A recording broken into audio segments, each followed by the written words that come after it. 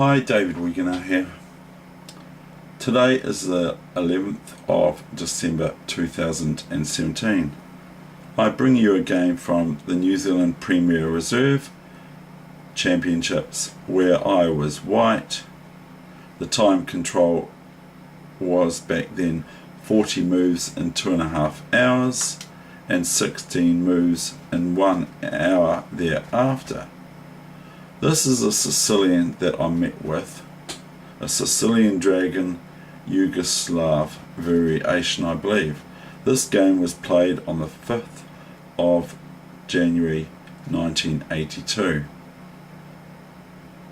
So anyway, here we go.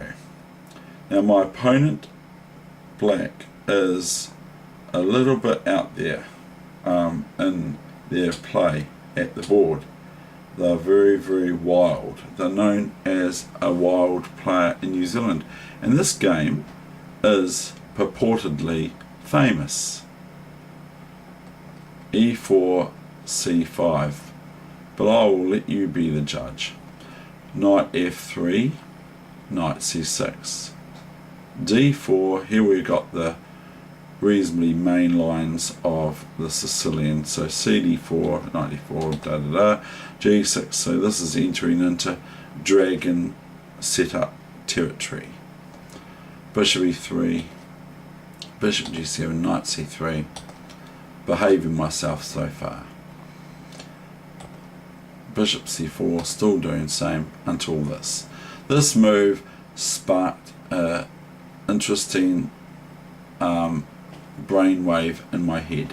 So I went Knight DB5, attacking this poor pawn on D6 twice, with my knight and my queen as backup. So my opponent now deliberated and played, remember it's a normal match game, played Bishop F8. So what did white play here? White could castle, white could play Queen D2, and then castle maybe long or short. Maybe white played H4, no, white played Bishop F4, which is me of course. Now, black is faced with what to do about their pawn on D6, which has been attacked 1, 2, 3 times. So they play E5. Now here I could play bishop retreat somewhere, or because it's only got retreat moves, it hasn't got any other moves into black's territory that I would like to consider. A computer would consider all the moves like bishop G5, bishop H6, bishop E5, you know, so that's what a computer would do, but I didn't.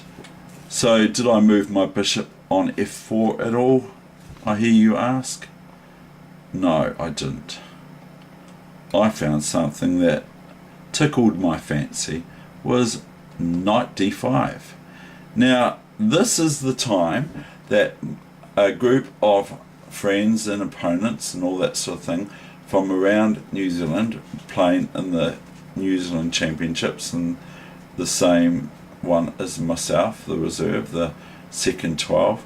This is about the time that I noticed, I got up and I saw a whole lot of people watching this game, and I got up purportedly saying, don't analyse this because you'll make think black has a chance, so black might consider they've got a chance here, or words to that effect, which was met with laughter, I think, according to my friends. So anyway, black now takes what I would call bait with EF4. So I slip one of these knights into play to give check to black. So go knight C7 from B5, King D7.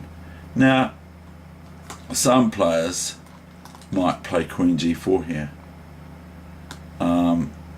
but I don't know if it's particularly good, because I would probably get met with F5, and then here it looks like I'm just going to deliver a nasty check here with pawn takes.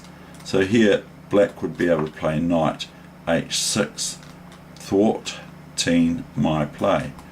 The other one they could play is knight here, and so that if pawn takes check, then knight takes queen, which would be embarrassing, especially at this level of chess. So I play here knight f6, which gives rise to a whole lot of things happening in black's favour as far as I'm concerned. So I did not play what looks like a good move, queen g4. I went knight a8, which is very easy to see. I grant that. Now comes my opponent's counterattack. What did I do? Fret? Yes, possibly, but I just merely went and almost continued my development by playing queen d2, queen g2. Now I'm threatened with queen h1 check, so I castled. Now my opponent is faced with what to do next, because I can just move this knight back out here again and come back here, back to its home base sort of thing, or whatever. So what does black do is queen e4. So how did I finish black off, or how did I set a wee trap for black here?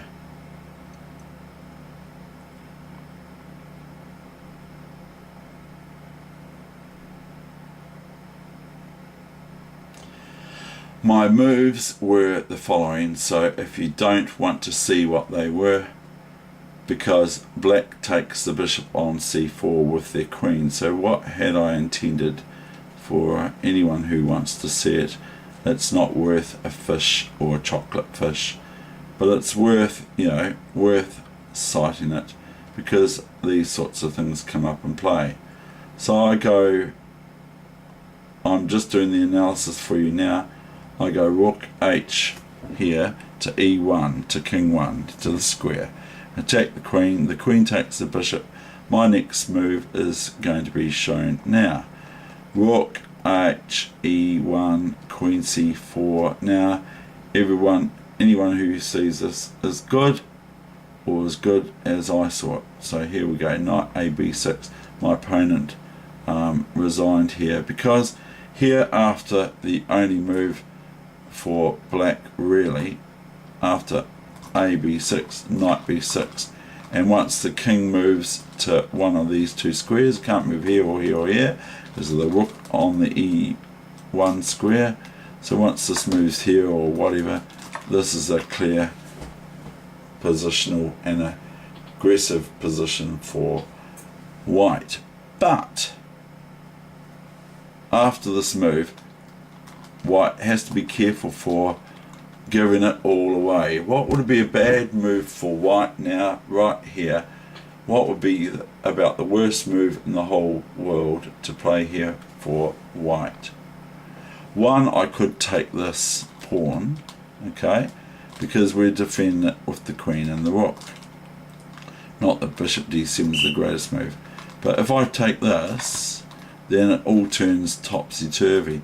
Now what we'll do is I'll just real quickly for fun turn the engine on and report on what it says here. And it says knight d6 for white. So the position is in white's favour, decisive advantage 10.57. Now let's watch what happens after queen f4.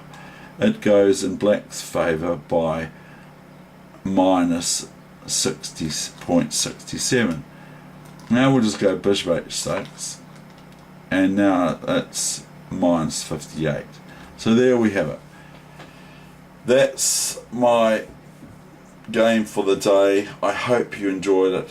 I am told that I'm famous for this in New Zealand, just for this very game itself. Not for anything else, of course, but for this game I'm known, or it's spoken about still to this day. I thank you very much. I hope you enjoyed that.